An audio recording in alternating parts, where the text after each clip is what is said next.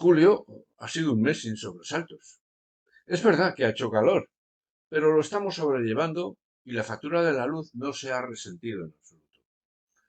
En julio nos ha dado tiempo para disfrutar de la naturaleza, mientras seguimos preocupados por el apagón del 28 de abril. Televisión Española le ha dedicado un amplio programa monográfico de 30 minutos llamado Cero Eléctrico y fue emitido el día 10 de julio. En este programa he tenido la oportunidad de participar activamente, junto a muchas otras personas, cubriendo todos los aspectos del apagón. Os lo recomiendo. Aquí tenéis la referencia. Por otro lado, muchos de vosotros me habéis pedido que profundice un poco más sobre el apagón, especialmente sobre las causas origen del mismo. Esto es, las oscilaciones de frecuencia y las tensiones fuera de rango en los instantes previos. Para ello, voy a empezar comparando la corriente continua con la alterna. ¿Y por qué hago esto? Pues porque los fenómenos de oscilaciones de frecuencia y de control de tensiones son típicos de los sistemas eléctricos de corriente alterna que no se dan en los sistemas de corriente continua. Aquí podéis ver un pequeño circuito de corriente continua. El generador que lo alimenta mantiene una tensión continua, es decir, constante en el tiempo. Por el contrario, el circuito de corriente alterna es alimentado por un generador de tensión alterna, que varía con el tiempo según la figura de la derecha. En este caso, la forma de onda se repite cada 20 milisegundos. Esta tensión alterna tiene una frecuencia de 1 partido por 20 milisegundos igual a 50 Hz. Es decir, que en un segundo la onda de la tensión se repite 50 veces, como se puede ver aquí. La tensión continua no tiene frecuencia y la tensión alterna sí tiene frecuencia, lo que se entiende como frecuencia nominal, que son 50 Hz en Europa y 60 Hz en Estados Unidos. Entonces, lo que define una tensión continua es simplemente el valor de la tensión, el voltaje. Pero para definir una tensión alterna se necesitan dar dos valores, el de la frecuencia, ya comentado, y también el valor de la tensión. ¿Pero cuál? ¿El valor máximo de la onda? Pues no. El valor que define la tensión alterna es el llamado valor eficaz. Una tensión alterna de V voltios de tensión eficaz es justamente equivalente a una tensión continua de tensión del mismo valor V en voltios. En una tensión alterna de 220 voltios, por ejemplo, su valor máximo es 310 voltios. ¿Cómo se miden la frecuencia y la tensión? Para medir la frecuencia hay métodos sencillos, que consisten en contar, por ejemplo, el número de ciclos y el tiempo transcurrido. En cuanto a la tensión, se mide mediante instrumentos específicos, que muestran directamente su valor eficaz.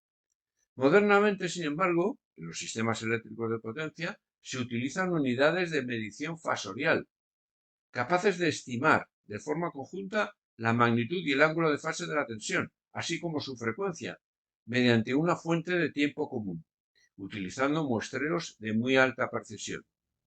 Además, estas unidades transmiten los fasores a muy alta velocidad a los centros de control del sistema eléctrico, imprescindible para llevar un buen control. Los orígenes históricos de ambos tipos de transmisión eléctrica se remontan a finales del siglo XIX. La corriente continua fue la primera en utilizarse, pero tenía limitaciones para transportar energía a larga distancia con voltajes reducidos. La corriente alterna, gracias al desarrollo de los transformadores que permiten cambiar el voltaje fácilmente, se impuso como sistema dominante para la transmisión a gran escala. Veamos ahora el comportamiento de ambos en relación con los dos temas que he mencionado al principio, oscilaciones de frecuencia y tensiones fuera de rango. Es evidente que en los sistemas de corriente continua no tiene sentido hablar de oscilaciones de frecuencia. Por el contrario, en sistemas de corriente alterna, la frecuencia de la onda de tensión puede diferir de la frecuencia nominal. En un sistema de 50 Hz, la onda de color rojo en la figura, en ocasiones el ciclo de la tensión no se repite cada 20 milisegundos, sino por ejemplo cada 19,5 milisegundos, lo que quiere decir que la frecuencia sería 51,28 Hz, la onda de color azul. o se repite cada 20,5 milisegundos, lo que quiere decir que la frecuencia sería 48,78 Hz. Es la onda de color verde. Estas desviaciones de la frecuencia respecto del valor nominal son originadas por perturbaciones en el sistema eléctrico y deben ser corregidas por los operadores tan pronto como sea posible para mantener la frecuencia nominal en todo el sistema. La normativa europea indica que las desviaciones de frecuencia deben ser corregidas por los operadores activando la respuesta primaria y secundaria rápidamente, en menos de 2 segundos. Y las reservas deben ser reemplazadas en menos de 30 minutos. En este ejemplo, un sistema de 50 Hz, vemos que se ve sometido a una perturbación que reduce la frecuencia a 49,40 Hz. Y posteriormente, el control de frecuencia consigue recuperar el valor nominal a lo largo de 130 segundos. La realidad indica que tras una perturbación, en ocasiones, la frecuencia se recupera con oscilaciones, con momentos de mayor frecuencia, ondas más cortas, y momentos de menor frecuencia, ondas más largas. En este caso, la frecuencia se repondría como indica en la figura. En el apagón del 28 de abril se produjeron dos oscilaciones importantes de la frecuencia. La primera se produjo a las 12:03 tras una perturbación en una instalación fotovoltaica en Badajoz. Esta es la gráfica de la frecuencia en distintos nudos de la red identificados por colores.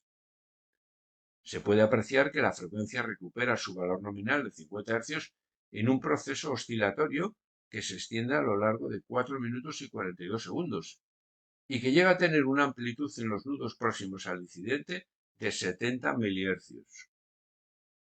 La segunda se produjo a las 12:19.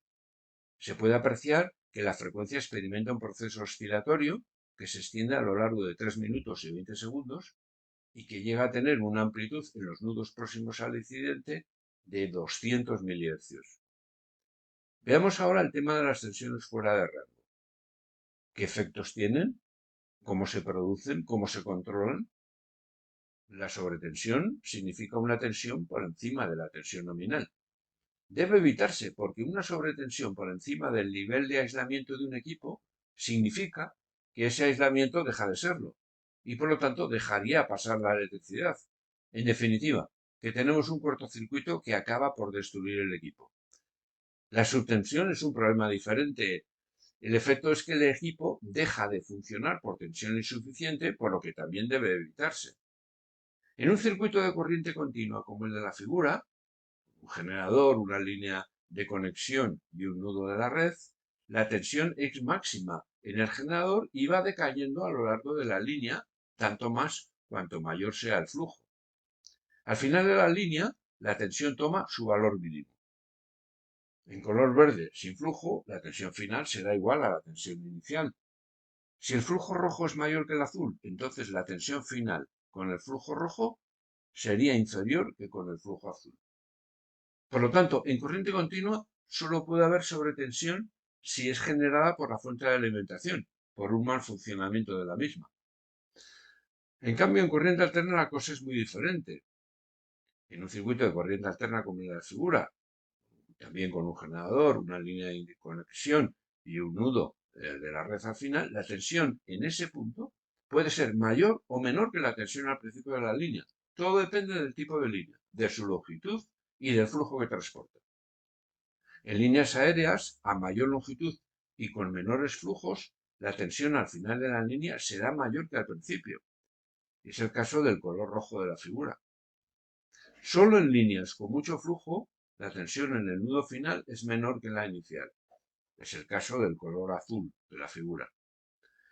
En líneas subterráneas o submarinas, incluso de pocos kilómetros, la tensión al final de la línea será siempre mayor que al principio, casi con cualquier flujo. Esta es la razón por la cual este tipo de líneas son siempre de corriente continua, al igual que las líneas muy largas, de varios cientos de kilómetros de longitud. Por lo tanto, en corriente alterna, el peligro de sobretensiones y o de subtensiones en puntos determinados de la red es frecuente y solo puede ser corregido instalando equipos localizados en esos puntos, específicamente encargados de controlar la tensión. En el apagón del 28 de abril se produjeron dos oscilaciones importantes de las tensiones. La primera, como ya he comentado antes, se produjo a las 12:03. Esta es la gráfica de la tensión en distintos nudos de la red identificados por colores. Se pueden apreciar problemas de subtensiones en algunos nudos, tensiones por debajo de la línea continua de color rojo que indica el valor límite de 375 kilovoltios en la red de 400 kilovoltios. Y la segunda, como comenté, se produjo a las 12:19. De nuevo, se aprecian oscilaciones de la tensión en distintos nudos de la red, identificados por colores. En algún nudo, la tensión vemos que se sitúa por debajo de los 375 kilovoltios. Resumiendo, el 28 de abril se produjeron dos episodios de oscilaciones, a las 12:03 y a las 12:19, de la frecuencia y de la tensión, que obligaron a los operadores de la red a tomar medidas para amortiguar las oscilaciones y para controlar las tensiones, complementando, lógicamente, las acciones automáticas de los equipos instalados en el sistema, específicamente dedicados a sendas finalidades. En el próximo vídeo abordaremos estas acciones y la respuesta del sistema, hasta que se llega al colapso del sistema español y portugués a las 12:33. Como anticipo, aquí puede verse cómo la frecuencia, la línea de color azul, y la tensión, la línea de color rojo, de un nudo en España, concretamente en Carbona, se desploman a cero en ese momento. Sin embargo, la frecuencia de la red suiza se mantiene próxima a 50 Hz. Como decía al principio, julio ha sido un mes sin sobresaltos. La factura de la luz es prácticamente igual a la del mes de junio, con la única diferencia de tener un día más. Aquí puedes ver el detalle. El importe son 50 euros. Y aquí la comparativa mensual de este año. La de julio sería 7 euros inferior a la de enero y 1 euro superior a la de junio. La factura no cambia, porque tampoco cambia la composición de la generación. Aquí puedes ver que el porcentaje de las energías renovables en la generación de julio es idéntico al de junio, el 58% del total. Eso sí, con un poco más de energía solar y eólica, compensado por el descenso de la hidráulica. En definitiva, estabilidad en la factura de la luz. Repasa tus facturas. Muchas gracias por tu atención. Si tienes algún comentario o sugerencia, no dejes de enviármelo utilizando cualquiera de los canales que ves aquí. Si quieres asegurarte la recepción del vídeo que edito cada mes, te aconsejo suscribirte a mi canal YouTube.